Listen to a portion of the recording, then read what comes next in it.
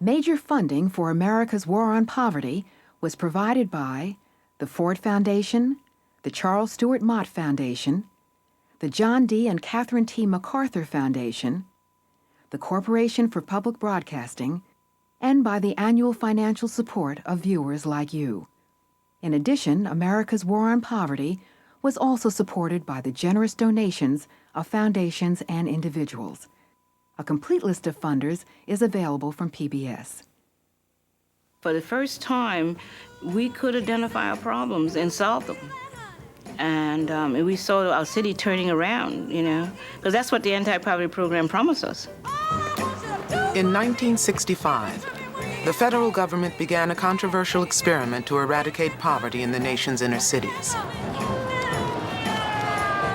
The experiment ignited intense confrontations between the poor and local officials and called into question the role of government as a force for change. They don't want poor people for the first time since 1776 to have the right to fight City Hall. It struck us, essentially, as a government program to underwrite confrontation, rebellion against government. I know what poverty means to people. We are going to build a great society. Every man and woman has a chance for fulfillment and prosperity and hope. This can be done.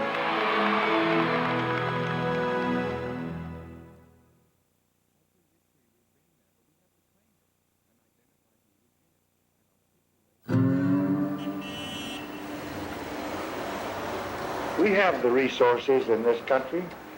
We have the ingenuity. We have the courage and we have the compassion, and we must make sure that every family in America lives in a home of dignity, in a neighborhood of pride, and a community of opportunity, and a city of promise and hope. By early 1965, President Johnson's War on Poverty had won the support of the nation's citizens and appeared to be gaining momentum. In 1965, we passed Medicare and Medicaid, we passed the Elementary and Secondary Education Act, we passed a lot of programs. Then, on August 11th, rioting erupted in the Watts neighborhood of Los Angeles. Americans were stunned and frightened. The violence and despair in inner-city neighborhoods added a new urgency to the war on poverty. Now that war would be tested in the nation's cities, among the urban poor who felt shut out of the president's vision for America.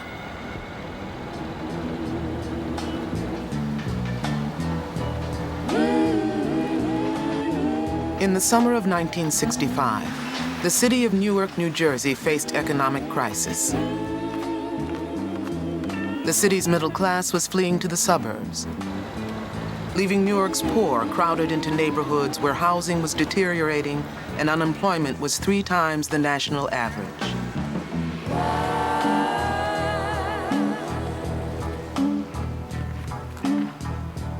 Am I treated so bad? Even though it was a little difficult, I read the whole Anti-Poverty Act. And I truly believe with all of my heart and soul that that program was going to solve our problem. Because I knew that no matter what people thought about us in the inner city, that we all wanted jobs. We all wanted good jobs, and we wanted to address the needs in our community. When we get jobs, when we can have money to support our children, when we have the money to support our own selves and have homes like everybody else has, we don't have to live in this. Then, yeah, and win and all that stuff. If we can get everyone to do this, if, this is a big word. The Office of Economic Opportunity, which oversaw Johnson's War on Poverty, was backing a controversial program called Community Action. Under Community Action, the poor themselves and not local governments would design and run anti-poverty programs. We inaugurated something called Community Action. Therefore, we expect action at the community level. And when you've got action, you've got arguments, you've got dissent, you've got differences of opinion. That's what we're financing. For the first time in the history of this country, poor people actually have a place and a way in which to express themselves. That's community action. We got so many people to begin to volunteer to go around and try to bring that news to the community. We tried to organize the beauticians, churches, all of the local storefront churches. We actually made a list of all of the churches in the community and began to go and visit them. And it was just such a excitement in our community for the first time. Hope, real hope. Don't you know I'm packing? Yes,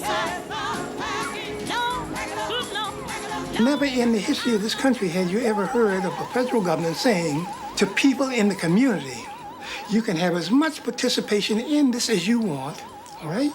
And you can change your own destiny. And people believe this. People who I had never seen out before, housewives, dragging their kids out to meetings, because they really believed that they were participants in a structure that was going to better their lives. Delegating government responsibility to neighborhood participatory groups, I'm not sure what to call them, in which votes of 40 people or 60 people determine who a leader is and what a program should be. You can't delegate government responsibility that way. You're not a government if you do that. Johnson's view of that, he knew what he was doing. I mean, his sense of that was, here is the way we'll get these people engaged in politics. This is a fight against police brutality. Same thing. A fight against job discrimination. So this was to start to put heat on the big city organizations that really hadn't done anything for poor people. There are people living in cold water flats, paying $25, $30 a week. It shouldn't happen. Newark citizens organized the United Community Corporation, or UCC, to promote community action. The UCC established 8 area boards in the neighborhoods where the poor lived. Each area board was organized like a town meeting and run by people elected from the local community.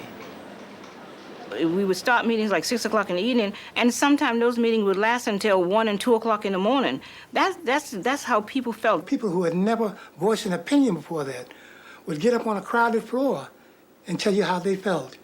And we felt that this is what the whole process was about. One of the members of the area board wanted to speak on housing, Mrs. Gaston.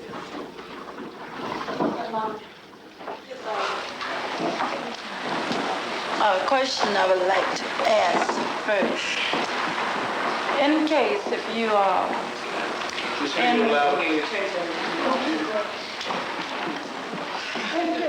Local residents brought a variety of problems to their area boards. Emma Gaskins, who had complained to the city housing department about conditions at her apartment building, was now facing eviction. Don't do anything about it. Then I want to know what action can be taken then. I will not do anything about it. Embarrass them into doing at least that research. Young activists from the Students for a Democratic Society, SDS, had moved into the neighborhood, bringing radical new ideas to the area board. And unable to find out. And they were going around trying to incite the black people to change things, to do things, to upset the city, and namely to upset me as the South Ward councilman. The whole idea was not to take care of people's problems, but to help people to understand that together we can take care of our own problems. One of the problems that was foremost in everybody's mind, if you were poor people, you had a problem with your landlord at one point or another. By the city's own account, 1/3 of Newark's housing was substandard. Landlords, faced with soaring property taxes, raised rents and neglected repairs. As neighborhoods deteriorated, residents found they could not get city officials to enforce the housing code. There was one particular house that was really, really terrible, and people in the house were really angry about it.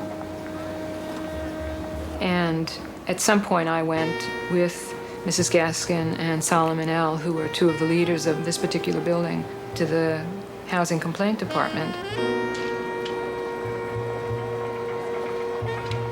Did you you file an official complaint with the appropriate city agencies?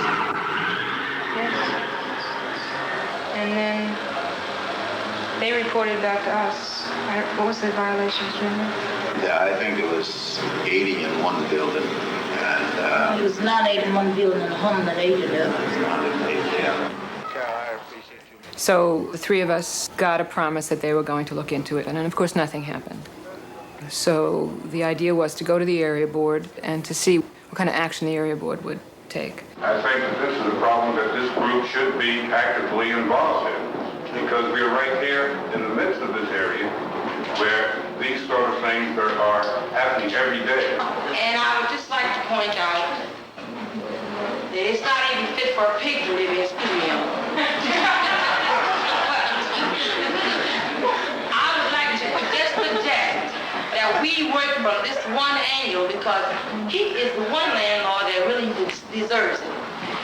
Let's just try to work on the families that live in that building where Emma now resides and have that rent strike now.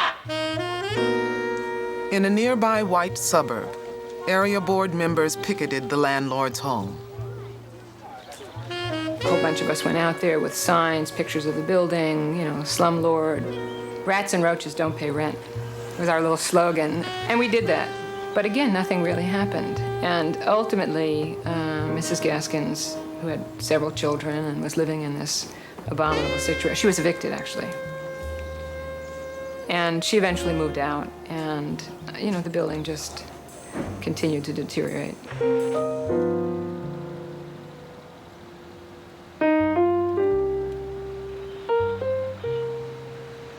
Finding safe, affordable housing was a growing problem for Newark's poor. Federally funded urban renewal projects, especially in the city's Central Ward, continually disrupted the community. They moved me 3 times. I lived on Baldwin Street. They were tearing down that building for the Star-Ledger. Then I moved on High Street. They came through and tore down that building for more high-rises. Then I moved into Scudder Homes housing project. I never moved myself. I've always been forced to move. Massive public housing projects, built through urban renewal, had concentrated Newark's poor in the Central Ward. When there's no hope for a job, there's no hope of having any effect over your community, you're at the mercy of other people. And so people just began to feel just that, you know, they had no control over anything in their lives. And it just made us felt really, you know, like we were a second-class citizen.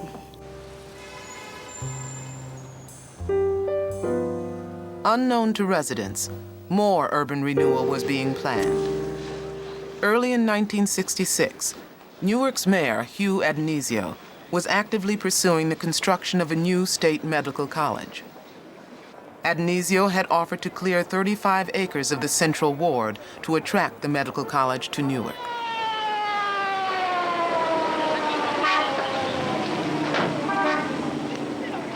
In the Central Ward, residents continued to confront the city in public demonstrations about neighborhood problems. All they had to do was pick up a telephone, dial a number, and say, we are still working on it, or we are trying to get you right, or we're not going to get you right, you're not going to. By the spring of 1966, the UCC employed more than 1,000 people as organizers, secretaries, teachers, and administrators.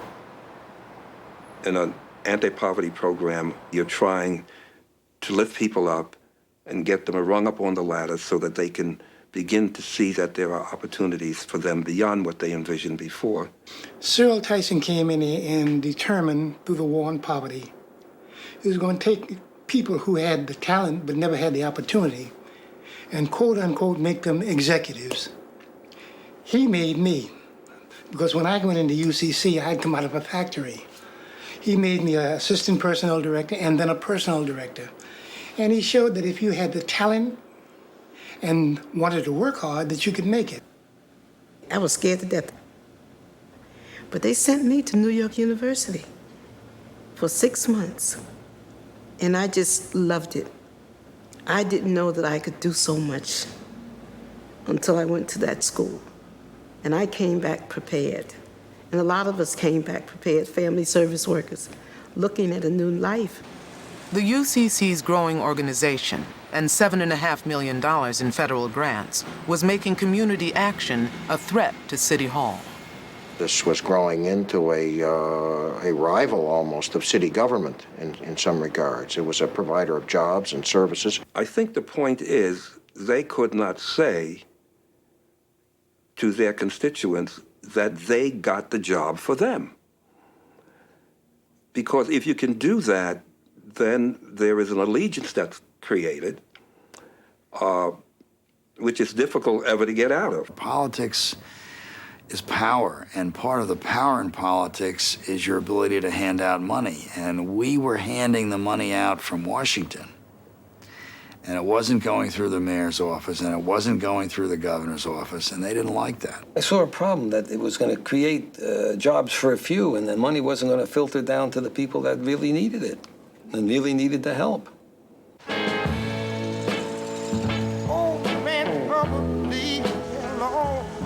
Throughout its first year, the UCC struggled with the central problem faced by Newark's poor: unemployment. In response, the UCC offered Blazers, a program to train welfare recipients for jobs in food preparation, auto repair, and construction. We set up a maintenance program which entailed electricity,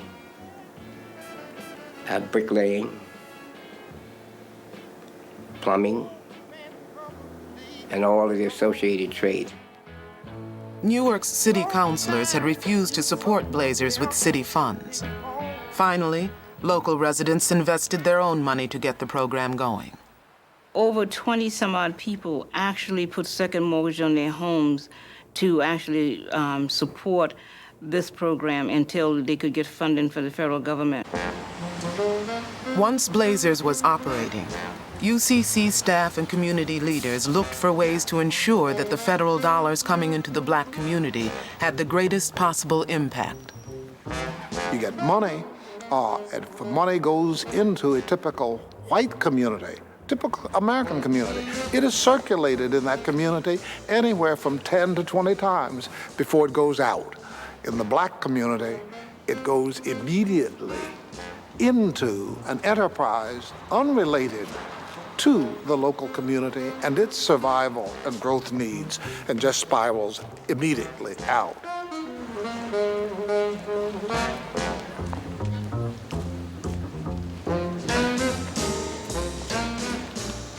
I sat down with the Blazers and I said, look, why don't you, as a part of your food training program, provide the food for the emerging preschool council centers? And you will get paid for that out of the money that's in their budget.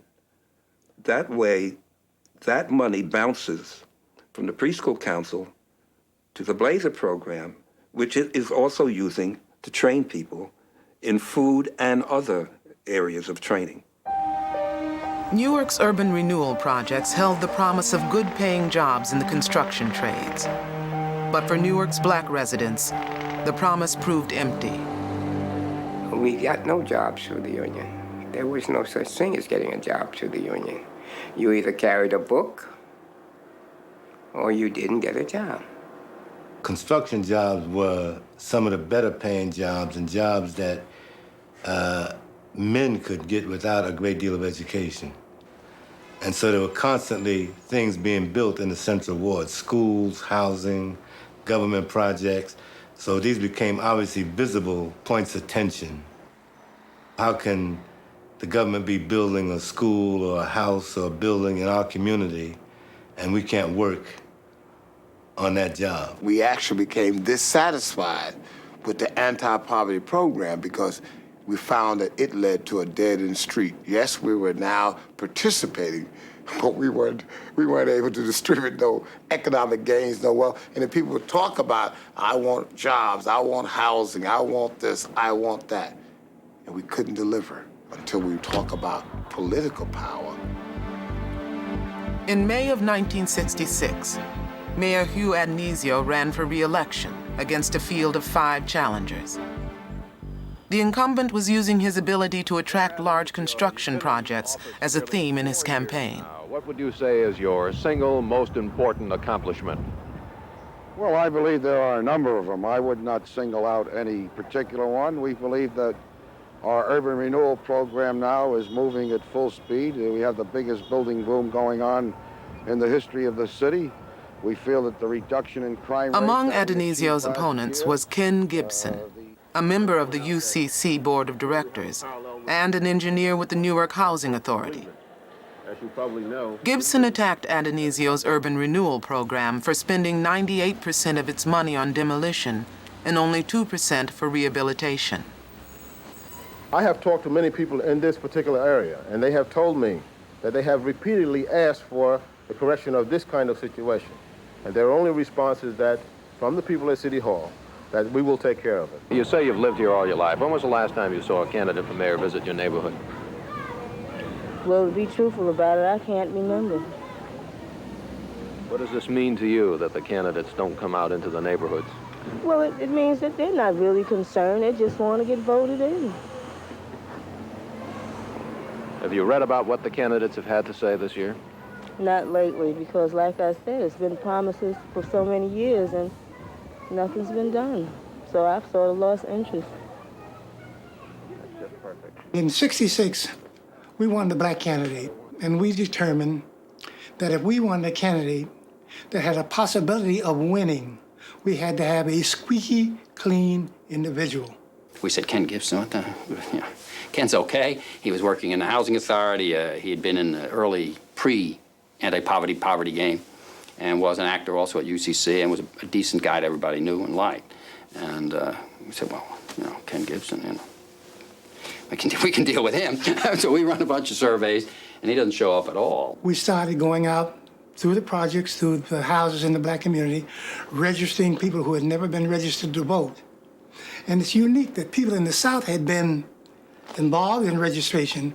We in the North had not. So in those days, UCC became a platform to get people involved in the electoral process. In the predominantly black Central Ward, more than 3,000 new voters were added to the rolls.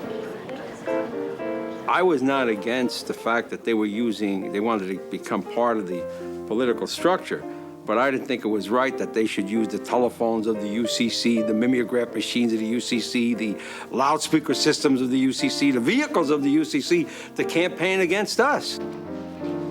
In the week before the election, for 5 nights running, we were confronted with television stories which began, Newark, New Jersey may become the first major American city to get a black mayor. He's Ken Gibson. There's a certain amount of racial pride involved, of course, and we will get votes because of that. But the votes will be mainly from those people that know that we represent the new kind of administration that the city of Newark needs. On Election Day, Gibson's unexpectedly strong showing forced Adonisio into a runoff election. A month later, the voters returned the mayor to office, but his support in the city's black wards was now in question. I recall lots of phone calls from various mayors, and I think Adonizio was one of them, complaining about the Community Action Program and what they were doing. And, largely it was in the context of they'll destroy the Democratic Party. They make it impossible for me to get anything done. As Lyndon Johnson faced the growing dissatisfaction of Democratic mayors nationwide, the president also watched popular support for his war on poverty undermined by a 3rd consecutive summer of urban unrest.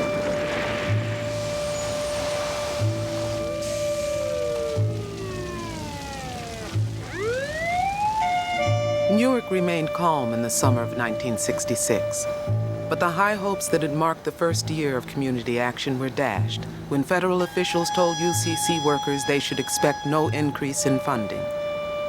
Lack of money threatened more than 20 programs designed by the area boards, including a tutorial program for school children, medical and legal services for unwed mothers, and a center for Spanish-speaking residents. We were horrified. How could we be out of money? And all of these proposals that we had written and was still in the process of writing additional proposals around things that we saw as some of our problems. And we could not believe it. We work our hearts out for the area board to try and get programs going. What sort of programs can we have functioning without any money? When we ask for monies for certain programs, for buses to take a bus trip to the zoos, they have no money. Why not? We have been given excuses, excuses, excuses.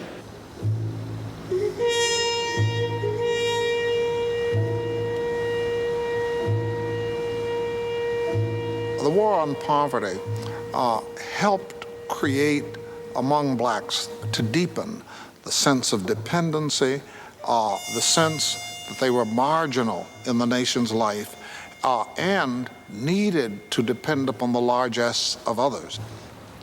People need a sense of selfhood, of being, and of self-reliance.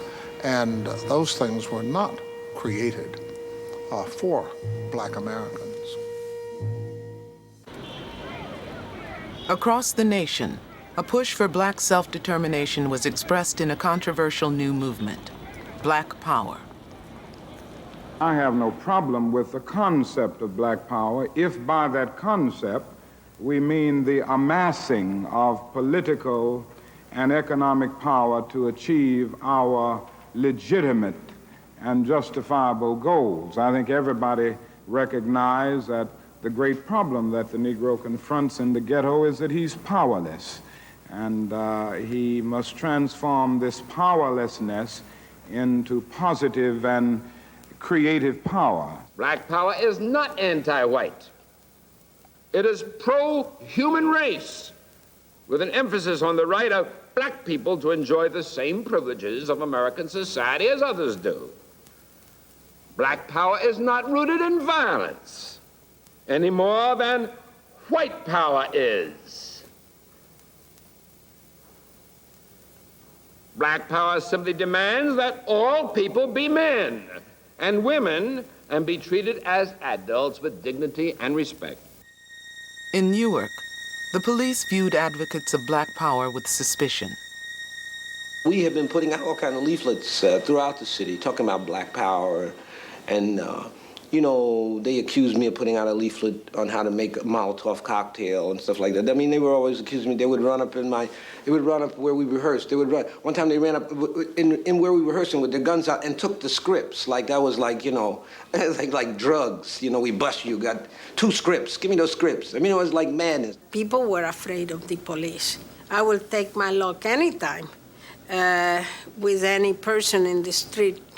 Then police, to me, were not signs of comfort and protection. You could walk down the street, and if a cop looked at you and didn't like the way you looked, he'd pull you over, embrace you, call you a nigger, call you all sorts of names, and there was no place you could go with it. In the summer of 1966, UCC members joined in massive citywide protests denouncing the police department.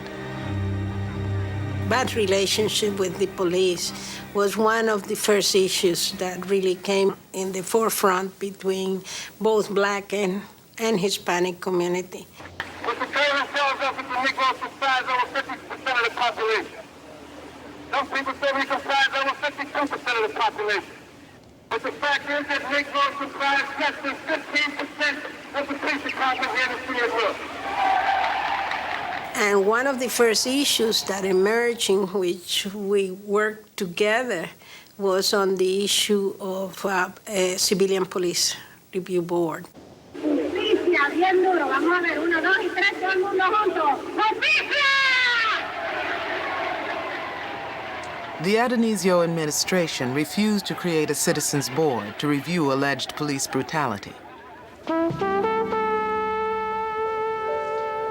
After a summer of frustration, Newark residents filled 19 buses and headed for Washington to lobby for increased community action funding. I remember going around Washington that day, meeting with congressmen and All the people that was in front of the White House actually picketing, demanding that this money be put back into the budget.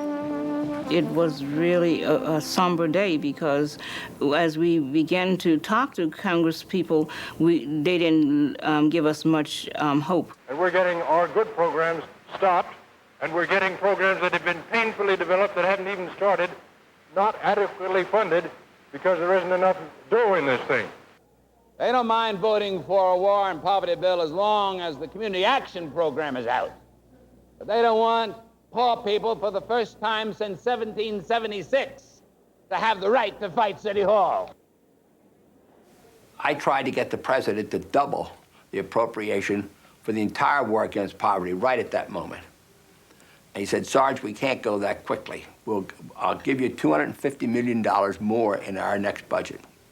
But he said, you have to understand, programs like this have to grow incrementally. We cannot make huge jumps. The UCC's picketing was in vain. Congress approved a war on poverty budget that restricted community action and meant that the UCC could start no new programs. A month later, the president launched Model Cities, a new effort that aimed to improve upon previous urban renewal programs. The Model Cities program recognizes that our cities are made of people and not just brick and mortar. It does us no good to clean out our slums if the people there have no place to go. The idea of model cities was the people that live there, we'll keep them living there, and we'll build new housing next to them, or we'll build stores, or we'll build recreation areas, and they'll be part of it. They'll be part of the whole renewal.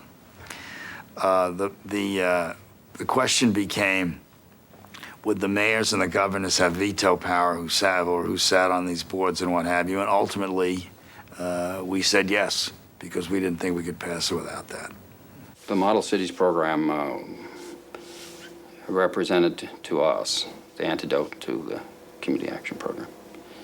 And it represented, it was quite consciously an effort by government, by federal government, as a result of pressure from local governments like ours to moderate community action in particular. My intent was to pick up all this federal money and create one of the finest medical facilities in the country. And at that particular time, as far as the medical school is concerned, many buildings had to be knocked down. Newark officials redoubled their efforts to become the new home of the State Medical College. Mayor Adonisio won the competition by promising the college trustees 150 acres of land. The site he selected was in the city's densely populated Central Ward, home to more than 100,000 residents. I received my morning's paper on Sunday morning, and I saw where they were coming into Newark, wanting said so many acres of land to bring the med school from Jersey City. My reaction was, well, why would they want to take all of our houses for the med school? This didn't make sense to me. It was Miss Chappelle's home. It was Miss Scott's hotel. It was Renee Starks, who got her education in clothing in Paris. It was Miss Scott, who owned Kruger Mansion. It was Dr. William Haley, Dr. Baycoat. They were all folks of means in our community. This was an attempt by the white power structure that knew that Newark was a majority black city and on the verge of an electoral victory that would virtually guarantee us a mayor, a black mayor in City Hall. This was a move to get rid of some of that vote. To allow the taking of land by eminent domain, the city next moved to declare the area blighted. Immediately, I went to see the mayor. I said, you're claiming everything is blighted? My home isn't blighted. I was so proud of it because I had been able to have removed the old windows and put in new picture windows, and I was just thrilled over my home. So he said, well, we are coming in whether you like it or not. And we'll just do an eminent domain. I said, then you just have to run over me with the bulldozer because I'm not moving. We thought it was rather ridiculous because, number one, we had no people that were going to be involved in construction at the time. Secondly, there was no talk about housing for those individuals who were going to be displaced. The medical school gave Newark officials only 9 months to obtain a blight declaration and deliver the first 50 cleared acres. In the spring of 1967, Central Ward residents organized to block these proceedings until the city guaranteed them construction jobs and replacement housing. This proposal has been rammed down the throat of the Negro community, whose homes are going to be razed, and we must not permit this kind of careless attitude to exist in New Jersey or in the city of Newark. Without the hearings, they could never approve the project or get government support for it. So our strategy was to filibuster, and they had a sort of a deadline in which they could do this. So we had the hearing room packed and a list of speakers that could have went on for weeks and weeks and weeks. Throughout May and June, the meetings with city officials became increasingly angry confrontations. We learned that there were two different skills in a meeting, how to stop something and how to keep something going. If you don't want it to happen, you learn how to stop it. You're not considering the human qualities of a people. You know what you're considering, sir? You're considering doing what your laws say for you to do.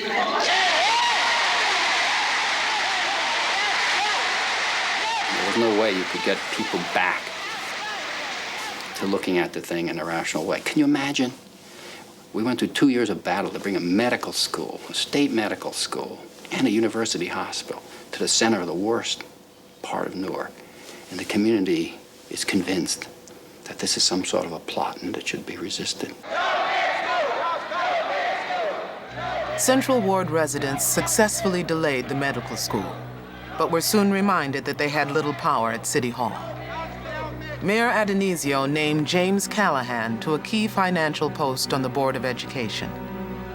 Callahan was a high school graduate with strong political ties to the administration. Callahan's rival, Wilbur Parker, a college graduate and certified public accountant, was a strong favorite in the black community. We were always told that our people weren't qualified every time we went and tried to get them into some key position. And so it was really, I think it really angered us, especially since we were so organized and enthusiastic about changes. This man, there's no comparison. You got the clubhouse friend. You got white, not qualified, versus African American, super qualified. And here you're telling us that he can't get the job. In late June, after a tense all-night school board session, the city delayed making a new appointment for another year. But the black community remained bitter. Well, if the vacancy ever occurs, I have a definite commitment to Mr. Callahan, and I intend to keep that commitment. Thank you. This was saying that we would never be qualified. We would never have meaningful opportunities. We would never share in this economic growth, that we would simply be always on the reservation, always looking in and not sharing in power. And I think at that time, we were ready to explode. On a Wednesday evening in mid-July, John Smith, a black taxi driver, was arrested for a traffic violation. Witness reports that the man was beaten escalated into a rumor that he had been killed. We were at a UCC meeting on recreation for the summer, and a phone call came in asking us to leave and to come over to the 4th precinct. And so we did. And we started talking to the people what was going on. Street apples were coming off the roof. You know, that's bottles and stones and so forth. We demanded to see Smith, and Smith was sitting on the floor of a cell, bloody, with his head between his hands, sitting on the floor of the cell. They hadn't gotten him any medical attention, so we insisted that they give him some medical attention and get him out of there to a hospital. The following evening, hoping to avert further violence, UCC members held a rally outside the 4th Precinct.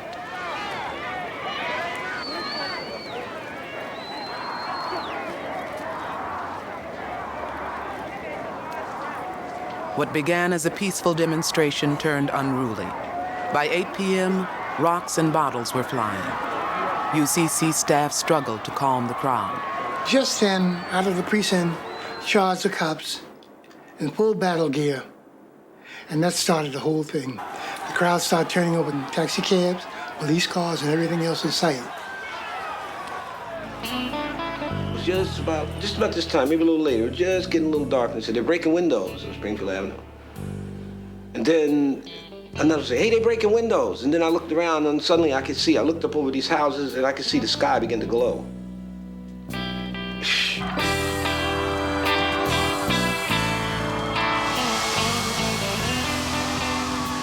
All of a sudden, we heard this tremendous explosion right near us, as though a bomb had been set off.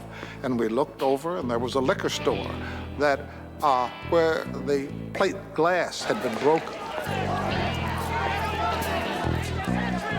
Throughout the night, police armed with shotguns and machine guns battled rioters and looters in the city's Central Ward. 3 people were killed, 350 injured. I saw people shooting. I saw them strip stores in 3 minutes, and an entire store in 3 minutes on Springfield Avenue.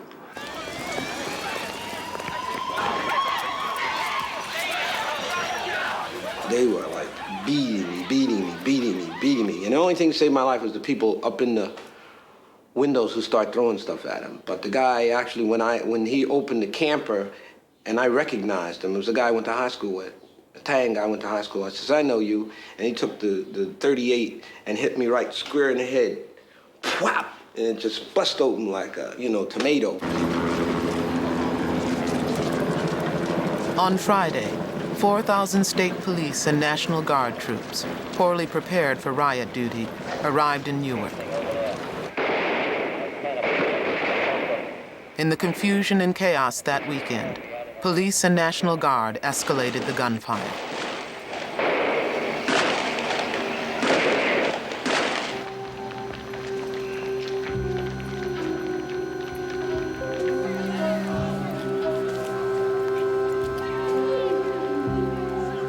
We began to go out. We went to the city hospital, and we began to see people there that was bloody. I mean, the floor and everything had blood on it. It was just a terrible time.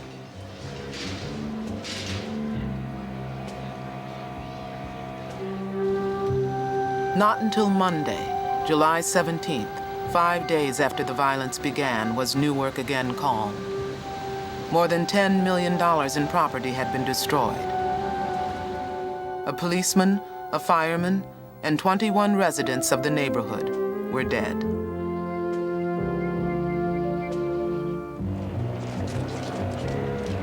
I just felt that there was no justice. And I became very, very bitter. In fact, I decided then I was going to take my family and just move out of the Central Ward. A small segment of the community was mad. Now the entire segment of the community is mad because I'm mad and I'm not a looter. The only reason why I didn't steal nothing because I didn't need a damn thing. If it was the fact that I wasn't working and didn't have a job, I would have been looting too. There was a young National Guard sitting on the porch in Scudder Homes, and the kids liked him. And this guy was sitting there shaking. He was actually shaking at these little guys. I said, they don't hate you. They like your uniform. A lot of them want to wear a uniform like yours. Just be kind. And he just was shaking. And I knew that we had it. I knew if we could just calm the people down, we had it. And that was the feeling of power. The rebellions in 1967 were really a turning point in both the politics of the city and also in our relationship to the community. This time period, which people had been very open to us and which we clearly had a very important role, was really over, and that there was a new era, new politics, and it was time for us to shift. 3 days later, in an atmosphere of racial tension, a previously scheduled National Black Power Conference began in Newark. After that rebellion, to have that in Newark was the greatest thing that could have happened, you see. Because then it made the people understand that what had gone down just a few days ago was not just, like they say, a riot, that's what they keep saying, and I say it's a rebellion. But it was an absolute expression of the will for self-determination, and what the Black Power Conference did was give it an articulation. There are 3 or 4 objectives. 1, to improve employment opportunities for Negroes. 2, to do something about housing. 3, to establish some kind of better relationship between the Negro communities in these various and the police authorities. But the major task for all people should be in terms of their self-development. And it is to this neglected task that a grossly neglected task, that we have addressed ourselves. What black people needed most was an organization of black consciousness for black self-identity and for black sense that they could create the sufficiency for their meeting of their own needs. Outside the conference, residents of the Central Ward continued to push for jobs and housing in negotiations on the medical school construction. I tried for weeks, days, months to get in touch with Dr. Cadmus, who was president of the College of Medicine and Dentistry at that time. I could never get any further than his secretary. Never would let me speak with him. But after the riots broke out, then everybody wanted to talk to me. The riots changed the nature of the battle against the medical school because the power structure was scared. So when we went in to negotiate the medical school, it was like we had that invisible, nameless, faceless brother with a brick standing behind us. They knew it and we knew it. In Washington, the president struggled to maintain support for the idea of empowering the poor. Johnson realized then that the country would turn in its emotions and its identification with the black poor, that somehow people, he always had in his mind Molly and Harry, who somehow had saved up money to have a rug and a TV and good things for their children. They were willing to contribute taxes as long as they thought it was helping other people. But now they could imagine that somehow they had given their tax money and then everybody's throwing it away in these riots. This is not a time for angry reaction, but I think it is a time for action, starting with legislative action to improve the life in our cities. The strength and the promise of the law are the surest remedies for tragedy in the streets. In November, Newark officials learned they would receive Model Cities funding for the medical school construction. In the new scheme of things, city officials would control the money, but the idea of community participation was not entirely gone. There was a citizens' participation component. The citizens did have the right to review the programs. So they already had the people picked. And we said, hell no, we're not going to allow that. We're not going to sit by and let you just take this money and run with it. So if you want a medical school, then you have to have that medical school on less acres than you want. One of the things you have to do is to cut us in. We have to be allowed to participate. To get the Model Cities money, Newark officials had promised jobs and job training for local residents, community health services, and community involvement in planning. People in the Central Ward were determined to get what they had been promised. We had one of the meetings in the governor's office, Governor Hughes, and he didn't like so many of us around. And he didn't have enough chairs for anybody to sit down, so he said, you have to go out in the hall. None of us would go in the hall. So he got his standard up talking about, this is my office. And we politely told him this was not his office. It belonged to the people. And we were here representing the people. And he only was supposed to execute the wishes of the people.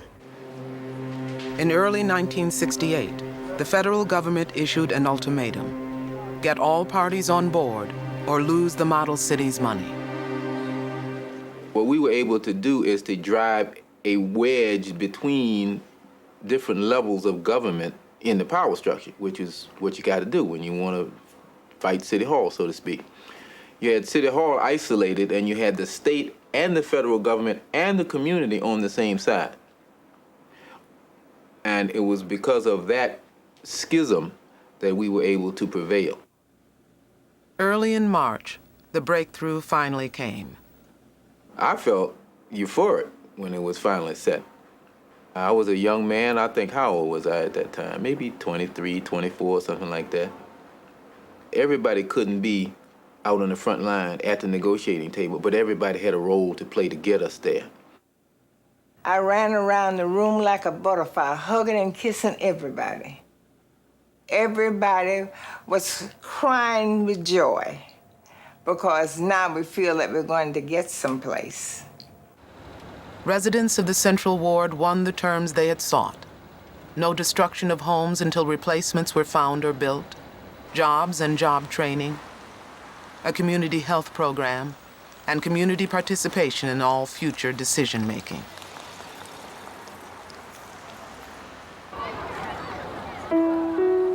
Just weeks after the medical school settlement, Martin Luther King Jr. visited Newark, seeking support for a poor people's campaign. The massive demonstration King planned in Washington sought jobs, housing, and political power for all America's poor. Just 1 week later, King was killed by an assassin in Memphis, Tennessee. In cities across the nation, violence erupted once more.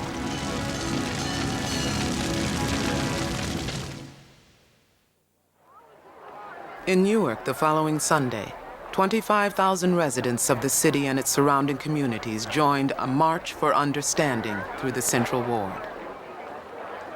People from all walks of life came together to try to heal the discord of recent years. But the future of the haves and have-nots in Newark and in America were fast diverging.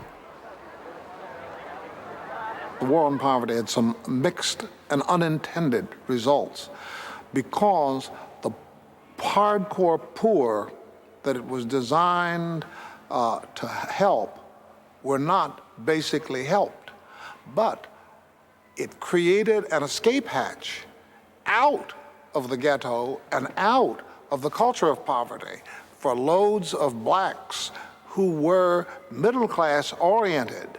And those blacks have literally exploded in their numbers. The anti-poverty program meant to attack the worst in America.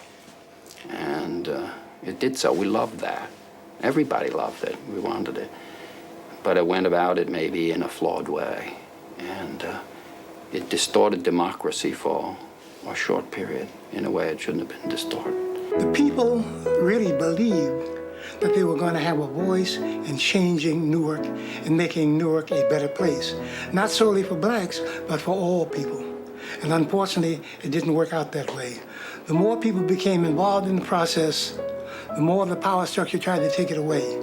And that brought about confrontation. In 1968, the UCC began its 4th year fighting poverty in Newark. But here and across America, the controversial experiment in community action was ending. New federal laws gave control of war on poverty money to local government officials.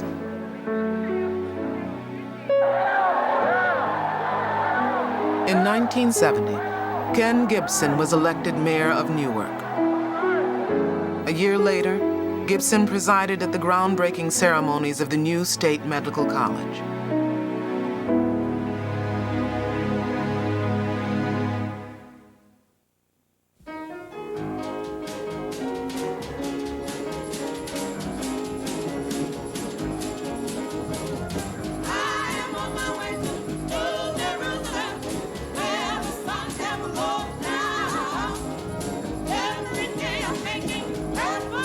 Well, I'm packing, getting ready.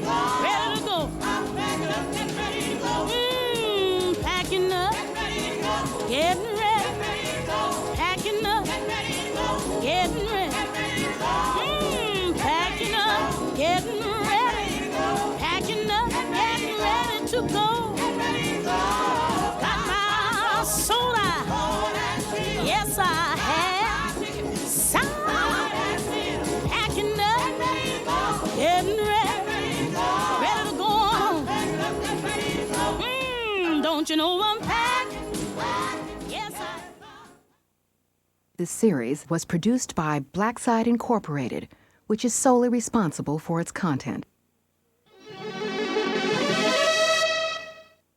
Major funding for America's War on Poverty was provided by the Ford Foundation, the Charles Stewart Mott Foundation, the John D. and Catherine T. MacArthur Foundation, the Corporation for Public Broadcasting, and by the annual financial support of viewers like you.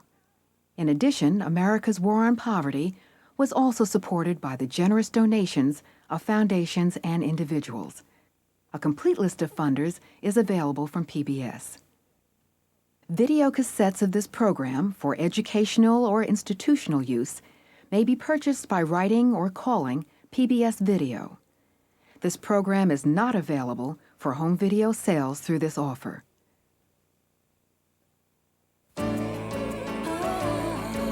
This is PBS.